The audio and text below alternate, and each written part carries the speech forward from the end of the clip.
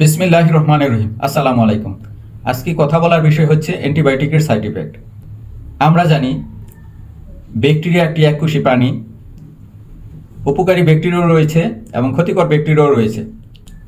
আসলে অ্যান্টিব্যাকটেরিয়া হলো এরকম কিছু ঔষধ যা নির্দিষ্ট কিছু ব্যাকটেরিয়াকে মেরে ফেলে বা ব্যাকটেরিয়ার গ্রোথকে ইনহিবিট করে রাখে যাতে রোগ উৎপাদন করতে না পারে। অ্যান্টিব্যাকটেরিয়াল সাইড ইফেক্টগুলো হলো যেমন ডায়রিয়া হলে সাধারণত প্রচুর পরিমাণে পাতলা পায়খানা হয়, অর্থাৎ দিনে যদি 3 বারের বেশি পাতলা পায়খানা হয় এবং পায়খানার সাথে যদি প্রচুর পরিমাণে পানি যায় তাহলে বুঝতে হবে ডায়রিয়া হয়েছে। তারপর আরেকটি সাইড এফেক্ট হলো বমি, বদহজম হয়ে বা যে কোনো কারণে বমি হতে পারে, এটা একটা antibacterial side effect.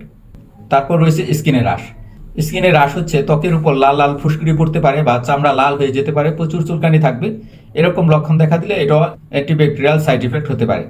Abdominal pain অর্থাৎ তলপেটে ব্যথা, ব্যাকটেরিয়ার সাইড ইফেক্ট হিসাবে তলপেটে ব্যথা হতে পারে। তারপর রয়েছে মাথা ব্যথা একটা antibacterial side effect. Loss of appetite অর্থাৎ ক্ষুধামন্দা, অ্যান্টিব্যাকটেরিয়াল ড্রাগ খাওয়ার ফলে মানুষের ক্ষুধামন্দা হয়।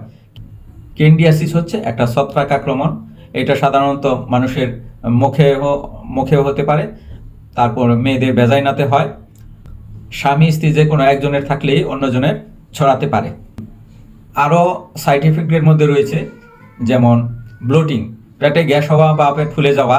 তারপর রয়েছে ডিজিনেস অর্থাৎ মাথা ঘুরানোর আবার কয়েকটি অবস্থা রয়েছে, যেমন অজ্ঞান হয়ে যাওয়া, অস্বস্তি, অস্থির ভাব, শরীর দুর্বল লাগা, এগুলো অ্যান্টিব্যাকটেরিয়াল সাইড ইফেক্ট।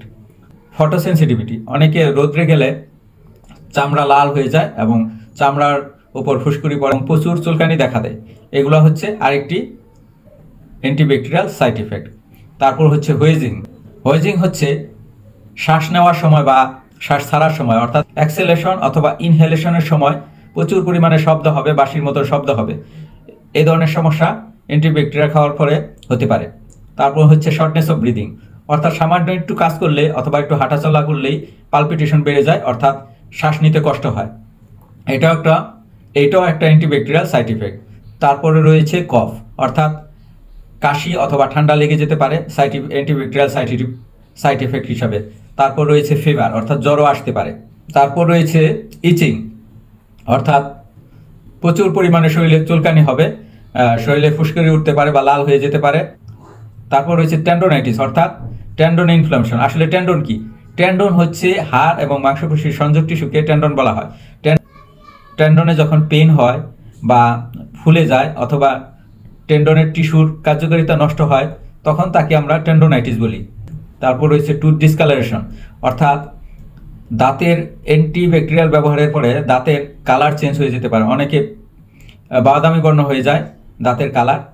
আরেকটি মারাত্মক সাইড ইফেক্ট রয়েছে, সেটি হচ্ছে অ্যানাফাইলিটিক শক, অর্থাৎ গায়ের চামড়া খসখসে এবং লাল হয়ে যায়, সারা শরীরের চামড়াই লাল হয়ে যায় এবং খসখসে হয়ে যায়, এটার কারণে মৃত্যু পর্যন্ত হতে পারে। আজকের মতো এখানেই থাক। আল্লাহ হাফেজ। আসসালামু আলাইকুম।